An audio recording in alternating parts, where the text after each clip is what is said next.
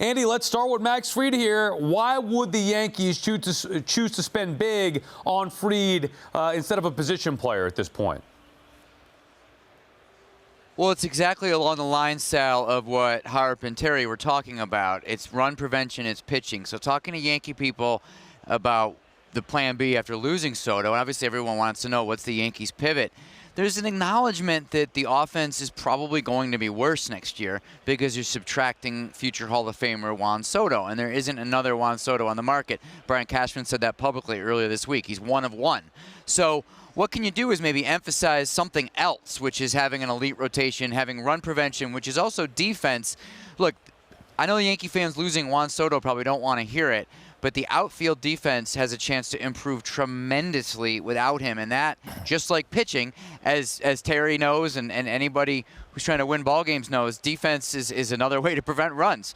And so when you move Aaron Judge back to right field, when you are able to move Jason Dominguez back to his natural position as center field and bring in a left fielder who, as the Yankees usually do, is a guy that can go catch the ball and has some range, which they prioritize over the bat in left field generally.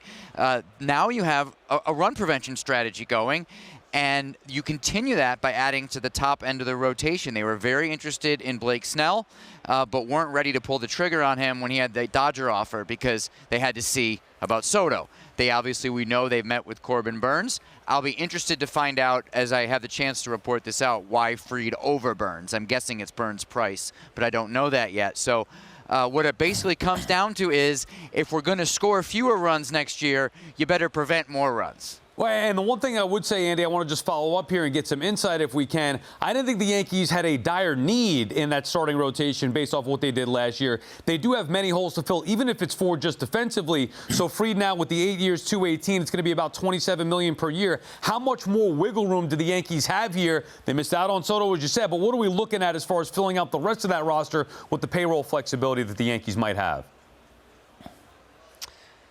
I agree with you, Sal. They didn't have a dire need. But what they did have a dire need, obviously, was to be better. You lose Juan Soto, you get a lot worse. So I guess this is the way they found to be better. Rotation was good, so now they try to make it great. In terms of their payroll flexibility and what it means after this, they don't like to exceed that top luxury tax threshold, but Hal Steinbrenner has shown a willingness to do so.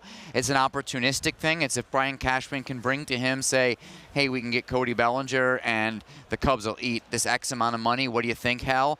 Those tend to be case-by-case things in the Yankee organization with the basic idea of let's not go over that top-tier quote-unquote Cohen tax if we don't have to, but you will if something comes along that you don't want to pass up. All right, thank you, Andy. TC, off of Andy's point there, talking about defense, pitching and defense. I know you value that. It's what made the great 2015 team so great before Cespedes got there. You're all about the pitching. But the Yanks have a lot of work to do defensively. How concerned would you be? You could build a pitching staff all you want. If you don't have guys who can catch it and throw it right, that's an issue behind them. That is a huge issue. Sal, I'm going to tell you, the greatest pitching staffs in the game have great defense.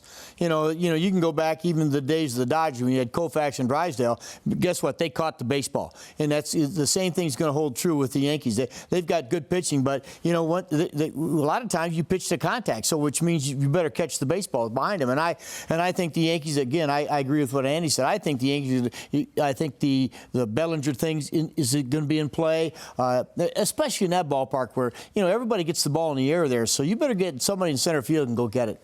Yeah, listen, I think they will be better in the outfield, as Andy said, and we'll see what they do at third base, second base with Jazz Chisholm and all that. But they're getting rid of Torres. He was not a good defender. That helps them. So they are going to be better, and then it's a matter of how they're going to improve. You mentioned Bellinger. I like that a lot. And not many guys can give you a good first base or center field. He could go out there and play center field because you really don't know for sure about Dominguez yet. Everybody thinks he's going to be fine there, but he showed some shakiness in the outfield. It was more in left maybe than center, but is he a sure thing there? So Bellinger, to me, would be a really good insurance policy to go get. Well, especially when you're going to have Pete Alonso playing first for come on.